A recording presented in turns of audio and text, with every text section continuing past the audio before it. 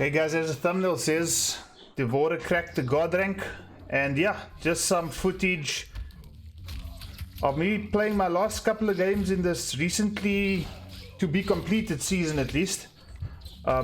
This set here going up against a Scorpion. First time I actually faced this particular Scorpion. Didn't know too much about what to expect, but I mean, I don't normally like fighting Scorpions. Just think their gameplay kind of, I don't know, it's just a little bit keep away, as you can see here, but kind of just trying to move myself impatiently. Does the one hit confirm, and a fairly decent combo to 321. Forward 3 into the grab as well. Kind of make me feel very uncomfortable about this game. You could have actually closed it out there and might end up paying for that. Stepsister bugs, goes for the back grab, trying to get corner position.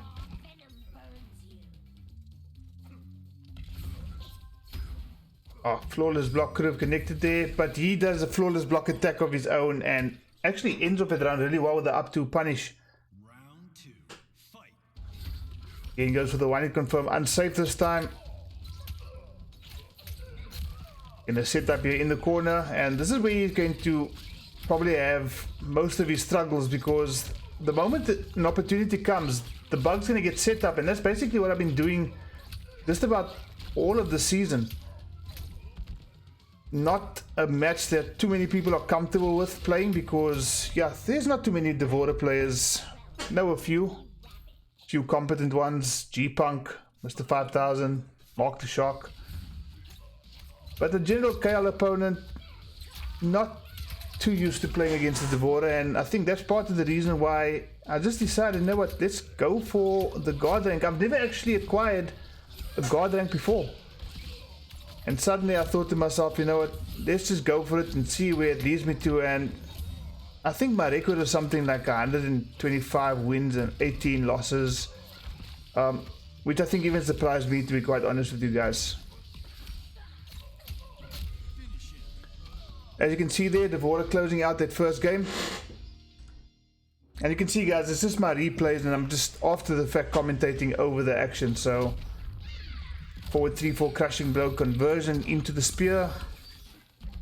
Drops the combo with 306 damage there. Now again, just setting up the bugs, waiting, and eventually I'm going to go YOLO here, exactly what I do. And I mean, you know, when you have the resources available for a breakaway, you're probably better off actually going for the YOLO teleport, because it's unsafe as shit. But again, in the corner, gonna find a moment to just set up the stepsister bug, but unfortunately thwarted by that flawless block up to punish.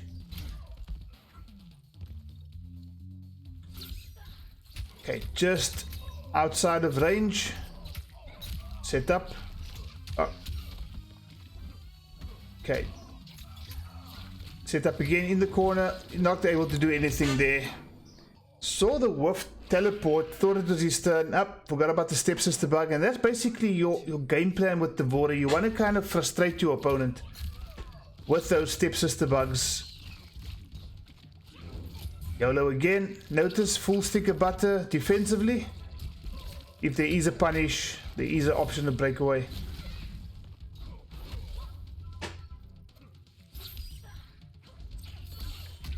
He could have punished a bit further, but didn't.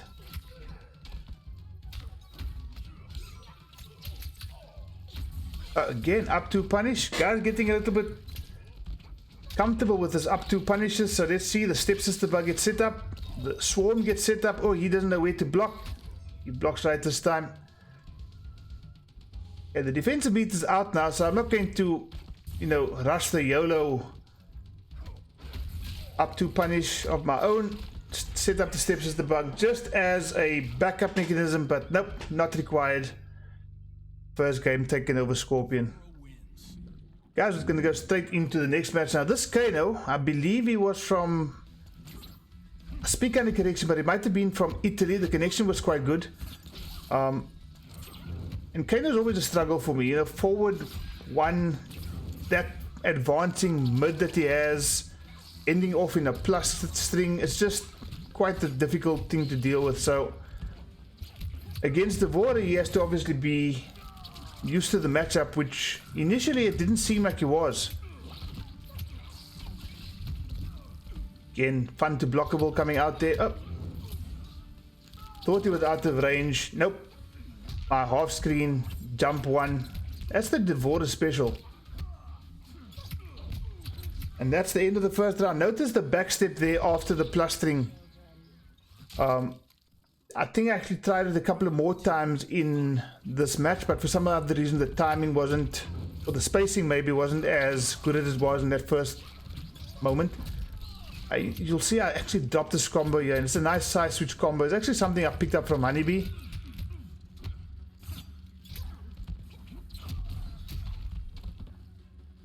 Okay, now coming further. Now again, didn't do an optimal punish, but again, notice the defensive meter is available. In case I get punished, I need to break away. It was there. Again, going for that amplified Kano ball. But the tech there for you guys who are not aware, you can duck the follow-up, neutral duck. You will basically whiff over your head and you'll be able to fully punish that. So for those of you needing some assistance with the Kano match, there is a bit of tech for you to kind of get used to. Now, that was a mistake on my part. I should have actually just thrown him towards the corner. Got a little bit panicky here as well. But I think I was able to clutch it out at the end. Knowing the jump is going to come, close it off with the bug fatality, brutality. Love to see it. Okay, we'll probably transition straight into the next match now. Sticking to Kano. Tried the shimmy there, it didn't quite work.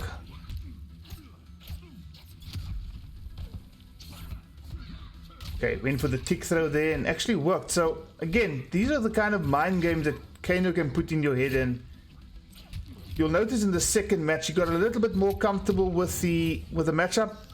Back to obviously being unsafe. Duly punished. And D'Vorah's game plan rather is all about just setting up those bugs and keeping yourself safe. I don't know, me personally, I think any D'Vorah variation without those bug setups probably not as efficient as this particular variation. I think arguably a strongest variation. Kano taking that first round rather comfortably at the end. So I noticed during this point he was becoming a bit more familiar with the D'Vorah matchup, kind of learning as he go along. So just needed to mix it up a little bit. That's exactly what I did.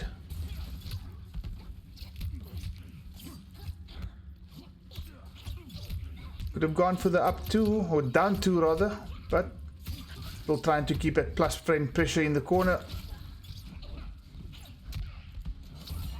Okay, and again, starting to get a little bit comfortable. YOLO, notice again, defensive bar intact just in the event that I'm being punished for my rather unsafe YOLO shit. But D'Vorah, again, comfortable in that second round. Exactly what I needed, just to kind of be on the ascendancy in this match, because, yeah, the Kano did look like he was becoming a little bit more comfortable.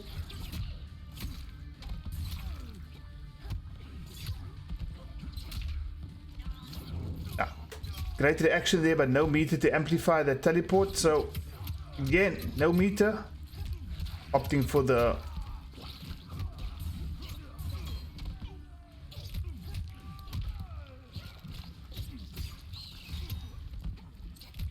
Again, the matchup becoming a bit more comfortable for D'Vorah. Kano did try to make a comeback of sorts here. Getting a couple of stray hits.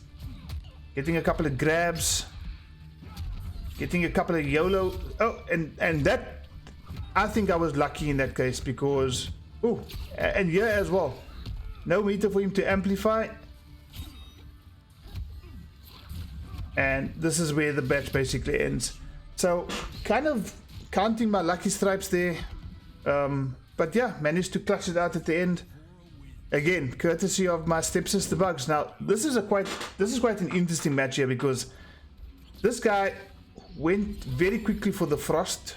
Obviously quite comfortable playing with Frost, but I noticed that he wasn't using the down 3 anti-air. And the moment I saw he wasn't using that, I basically abused the jump 1. Nice flawless block punish there. Typical guard rank variation, or Godrank D'Vorah rather. Able to come up with that advanced technology. But this is where I pissed this particular player off. And his response is classic, because you'll see it at the end of this match.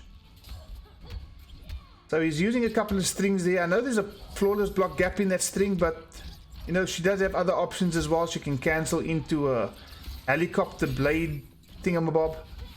That thing there. So I was quite mindful of it. And just needed to find a good opportunity to close this particular match out.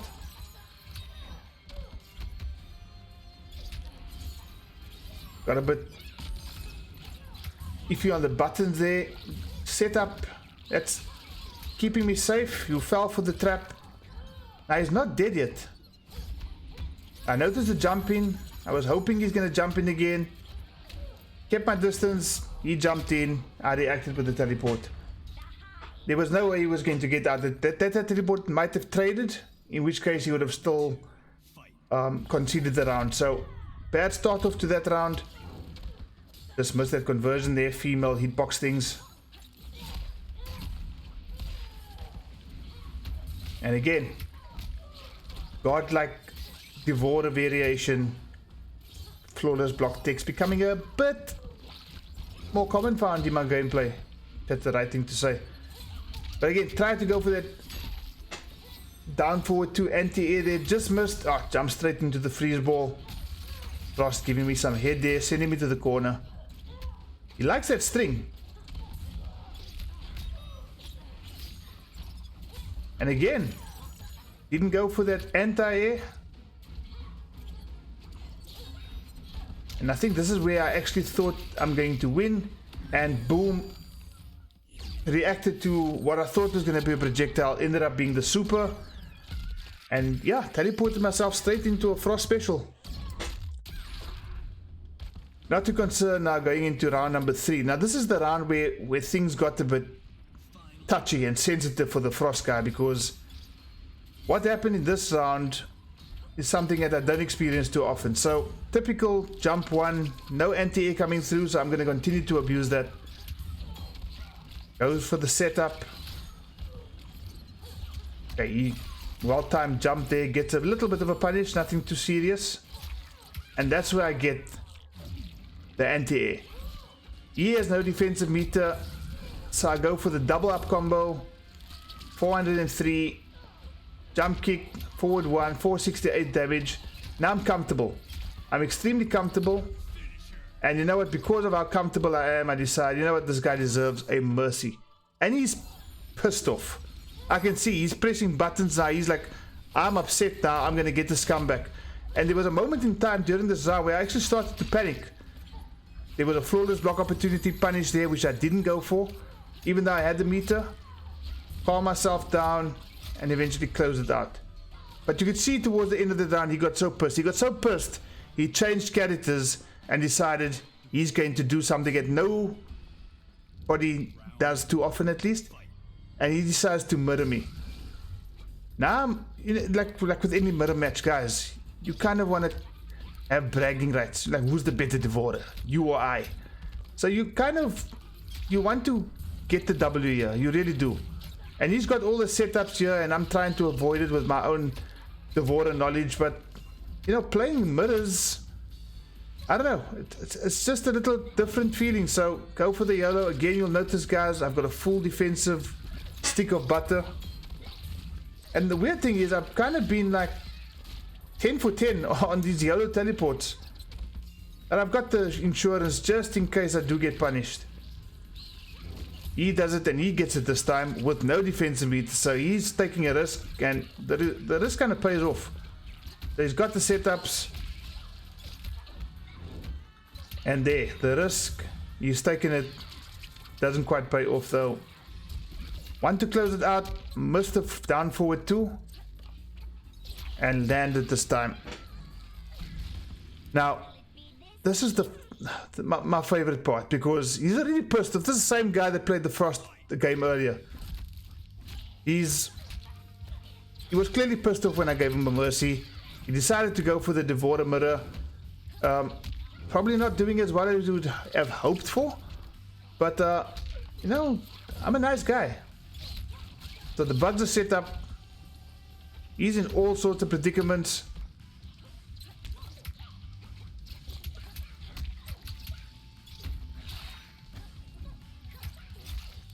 Bug set up again in the corner. He doesn't have much options in terms of where he can go.